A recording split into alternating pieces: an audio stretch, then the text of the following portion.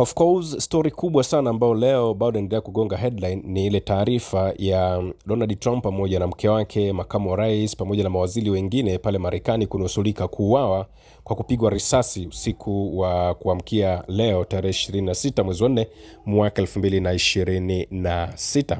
Sasa Trump amezungumzia shambulio katika hafla na waandishi wa habari wa ikulu ya Marekani, ambapo akijibu swali iwapo tukio hilo lina uhusiano na vita dhidi ya Iran amesema, namnukuu, "Sidhani hivyo, lakini huwezi kusema kwa uhakika. Hivi karibuni tutajua mengi zaidi. Wataalamu bora kabisa duniani wanafanyia kazi swala hili na tutapata taarifa nyingi." Akizungumzia tukio la shambulio la risasi ambalo limetokea katika hafla ya uandishi wa habari ikulu Marekani, Trump anasema kuwa tukio hilo lilikuwa la kushtukiza sana, lakini kikosi cha ulinzi cha United States Secret Service pamoja na vyombo vya sheria vilijibu kwa ufanisi mkubwa. Amesisitiza kuwa hafla hiyo ilikuwa imejitolea kwa uhuru wa kujieleza katiba ya Marekani na tukio hilo lilisababisha waliokuwepo kuungana zaidi. Trump ameeleza kuwa mtu mmoja mwenye silaha mbalimbali alivamia eneo la ukaguzi wa usalama. Kwa mujibu wake, alishambulia katiba. Hata hivyo, mshambuliaji huyo alidhibitiwa haraka na maafisa wa Secret Service. Rais huyo anasema ameagiza video ya tukio hilo itolewe hadharani kwa uwazi ili kuonesha ukatili wa mshambuliaji pamoja na kasi ya majibu ya vikosi vya usalama. Aidha, amebainisha kuwa afisa mmoja wa Secret Service alipigwa risasi kwa karibu na silaha yenye nguvu, lakini aliokolewa na koti la kuzuia risasi. Kwa sasa hali yake inaendelea vizuri. Trump ameongeza kuwa hili si tukio la kwanza katika kipindi cha miaka miwili iliyopita ambapo mwanasiasa huyu kutoka chama cha Republican analengwa kuuawa, akirejelea matukio yaliyotokea kama vile Butler, Pennsylvania pamoja na Palm Beach pale Florida. Amewataka wa Marekani kutatua tofauti zao za kisiasa kwa njia ya amani, huku akisisitiza kuwa hafla hiyo itafanyika tena siku zijazo. Trump amesema tukio hilo lilikuwa ni uzoefu wa kushtukiza sana kwa mke wake Melania Trump, akiongeza na nukuu, "Haturuhusu mtu yoyote kuchukua mamlaka juu ya jamii yetu." Aidha anasema ni mnukuu, "Nilijaribu sana kubaki, lakini nilishauriwa kuondoka kwa mujibu wa taratibu za usalama kwa kuwa haikujulikana iwapo kulikuwa na mshambuliaji mmoja au walikuwa wengi zaidi." Trump anasema kabla ya milio ya risasi kusikika alikuwa tayari kutoa hotuba yake, akifafanua, "Nilikuwa nimejiandaa kutoa hotuba kali sana na niliwaambia timu yangu kuwa kama ningefanya hivyo ingekuwa hotuba isiyofaa zaidi kuwahi kuitoa. Hata hivyo," anasema, "sijui kama ningekuwa mkali kiasi nilichokusudia kuwa usiku huu." Kuhusu hafla itakayofanyika baadaye anasema, "Huenda nitazungumza kwa upole na heshima kubwa, wakati mwingine huenda nitakuwa na hata mtu wa kawaida, lakini tutakuwa na hafla nzuri."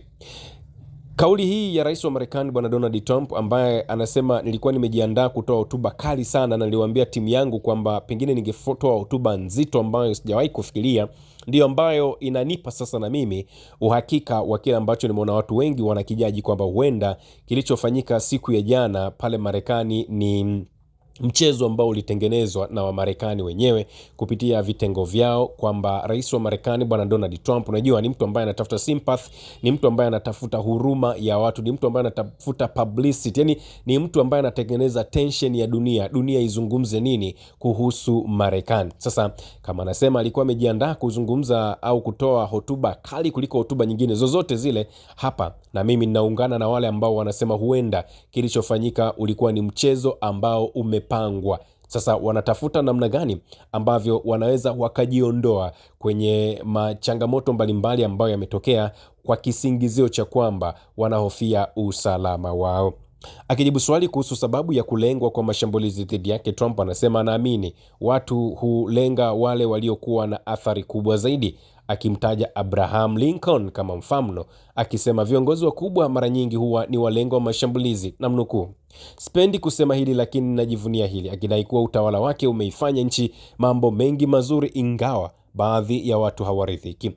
Trump pia amegusia ujenzi wa ukumbi mkubwa katika ikulu ya Marekani, akisema tukio hilo linaonyesha umuhimu wa kuwa na nafasi kama hiyo.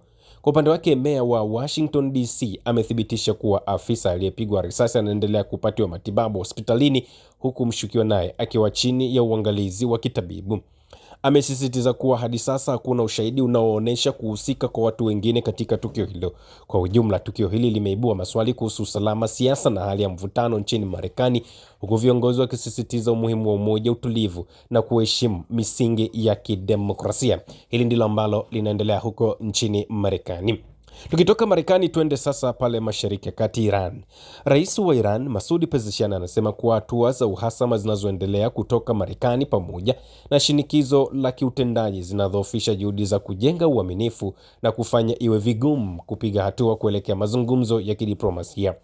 Katika mazungumzo yao ya 5 kwa njia ya simu tangu vita vilipoanzishwa dhidi ya Iran na Marekani pamoja na Israel, Pezeshkian na Waziri Mkuu wa Pakistan Shehbaz Sharif wamebadilishana mawazo kuhusu hali ya kisiasa na kijeshi ya hivi karibuni, mchakato wa kuimarisha usitishaji vita dhidi ya Iran pamoja na juhudi za kidiplomasia zinazoendeshwa mjini Islamabad.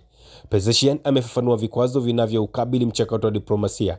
Anasisitiza kwamba kwa muda wote ambao hatua za uhasama na shinikizo za kiutendaji kutoka Marekani zinaendelea, jitihada za kurejesha uaminifu na kuendeleza mazungumzo zitakumbwa na changamoto kubwa zaidi. Amesisitiza pia umuhimu wa kuwepo kwa uelewa wa pamoja na lugha moja miongoni mwa pande husika ili kuvuka hali ya sasa, akibainisha kuwa kufikia mtazamo wa pamoja na kuweka msingi wa mazungumzo yenye tija ni sharti muhimu kwa maendeleo yoyote katika utatuzi wa migogoro ambayo inaendelea.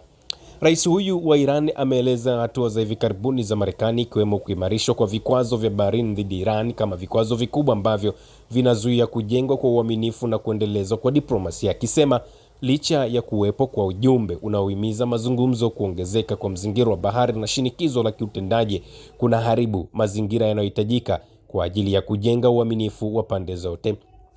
Amesisitiza kuwa Iran haikuanza vita hivyo na kamwe haijawahi kulenga kueneza ukosefu wa usalama katika eneo hilo. Basi anasema kuwa kuendelea kwa hatua za uhasama za Marekani, ikiwemo vikwazo vya baharini, kunapingana kabisa na madai ya Washington kuhusu tayari wa kupata suluhisho la kisiasa na kumeongeza hali ya kutoaminiana miongoni mwa wananchi na viongozi wa Iran.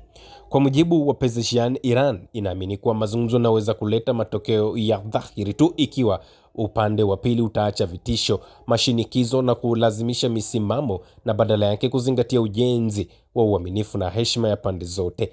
Ameongeza kuwa Iran inalenga kulinda haki zake halali ndani ya mfumo wa sheria za kimataifa pamoja na kanuni za kiulimwengu. Aidha, amesisitiza utayari wa Iran kukubali njia yoyote yenye mantiki, haki na heshima ya pande zote na kuzitaka Pakistan pamoja na nchi nyingine za Kiislamu kutumia uwezo wao wa kisiasa kuielekeza Marekani kuelekea mazungumzo ya kuwajibika yasiyo na mashinikizo, vitisho wala masharti yasiyokuwa na uwiano.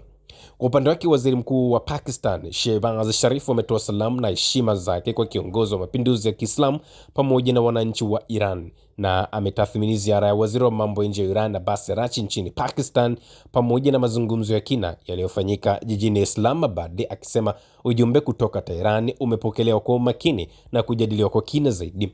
Sharif amesema kuwa imani ya Iran na Pakistan ni jambo la kujivunia kwa Islamabad, akiahidi kuwa Pakistan itatumia uwezo wake wote kusaidia kufikiwa kwa matokeo yenye heshima na matokeo ya kudumu. Lakini pia amebainisha kuwa mshikamano mkubwa uliopo miongoni mwa wananchi wa Pakistan kwa watu wa Iran, akiwapongeza kwa ujasiri na ustahimilivu wao. Amelaani kabisa mashambulizi ya Marekani na Israel dhidi ya Iran, akisema msimamo wa Pakistan ulikuwa wazi tangu mwanzo.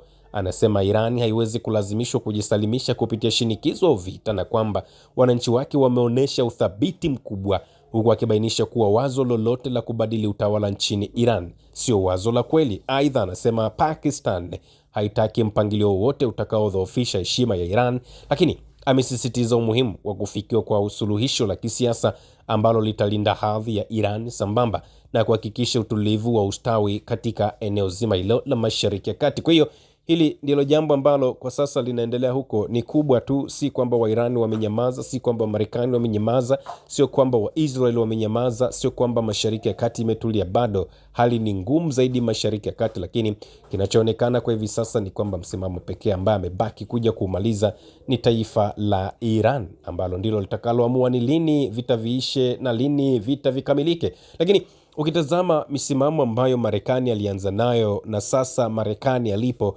unagundua kabisa kwamba Marekani kupitia rais wake wametupa taulo chini. Malengo aliyokuwa nayo wakati wanatangaza kuanza kwa operation au kuanza kwa vita na Iran sio yale ambayo yanaendelea hivi sasa. Sasa hivi wanazungumza kuhusu Strait of Hormuz, hawazungumzi kuhusu regime change kwa maana ya kubadili viongozi wa Iran, hawazungumzi kuhusu mabomu ya nyuklia, hawazungumzi kuhusu depleted uranium, hawazungumzi kuhusu intercontinental ballistic missile, bali wanazungumza kuhusu namna gani ambavyo Strait of Hormuz inaweza ikawa ndicho kitu ambacho as we speak kinajadiliwa kwa kiwango kikubwa zaidi. Tunaendelea kuambia kwamba endeleeni kufuatilia kwa umakini zaidi, lakini ushindi unaonekana ni kwa huyu Muiran ambaye mpaka hivi sasa ameonyesha kusurvive. Sasa kwa mchezo ambao anaucheza Marekani huu wa kudonoa aende pale arudi huko, aende pale arudi huko, hiyo ndio michezo ambayo Muiran anaitaka. Iran amepambana michezo namna hiyo kwa zaidi ya miaka 40 akipambana na watu wa aina mbalimbali. Kwa hiyo hiki ambacho kinafanywa na Marekani pengine kinaweza kisiwe jambo jipya hata kidogo. Usisahau kusubscribe, like na kubonyeza alama ya kengele. Asante.